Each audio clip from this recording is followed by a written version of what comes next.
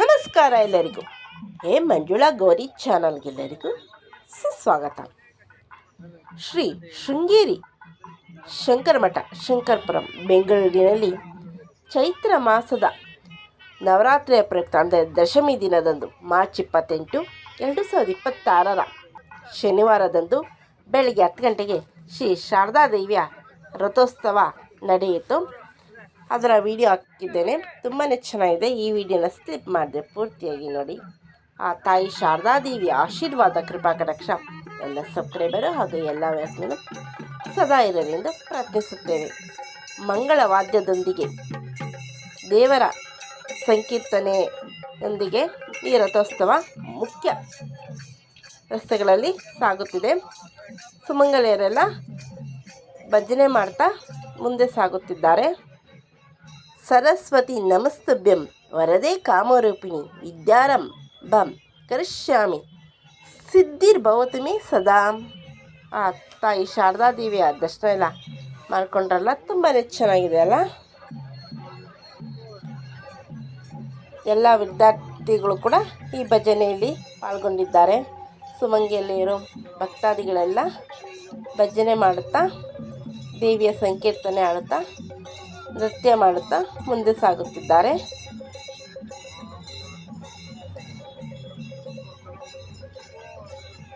ಈ ವಿಡಿಯೋನ ಸ್ಕಿಪ್ ಮಾಡದೆ ಪೂರ್ತಿಯಾಗಿ ವೀಕ್ಷಿಸಿ.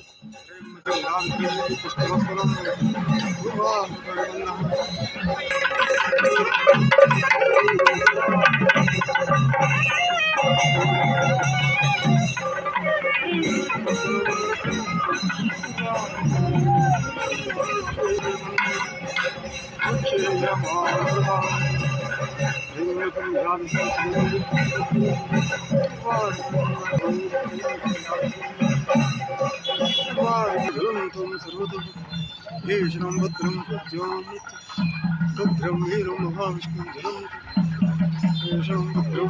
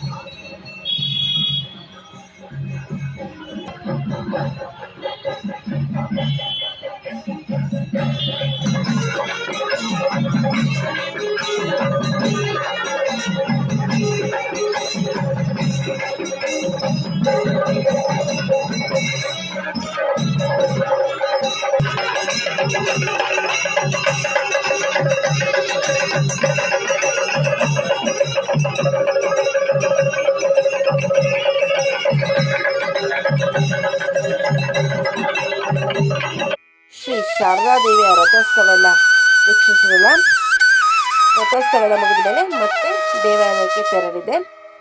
ರಾತ್ರಿ ತನಕ ಬಂದಿರುವ ಭಕ್ತಾದಿಗಳೆಲ್ಲ ದರ್ಶನಕ್ಕೆ ಇಲ್ಲೇ ಇಟ್ಟಿರ್ತಾರೆ.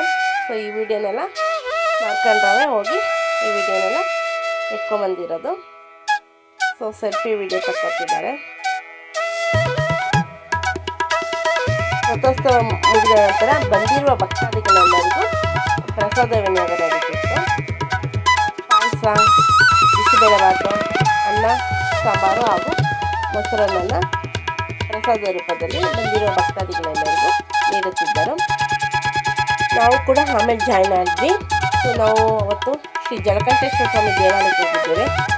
ಬೆಂಗಳೂರು ಕರಗ ಮಹೋತ್ಸವದ ಕರಗದ ಪೂಜಾರಿಯವರಾದ ಜ್ಞಾನೇಂದ್ರ ಅವರು ಗಂಗೆ ಪೂಜೆಗೆ ಅಲ್ಲಿ ಆಗಮಿಸಿದ್ದರು. ಸೊ ಅಲ್ಲಿ ವಿಡಿಯೋ ಮಾಡೋಕ್ಕೆ ಹೋಗಿದ್ವಿ.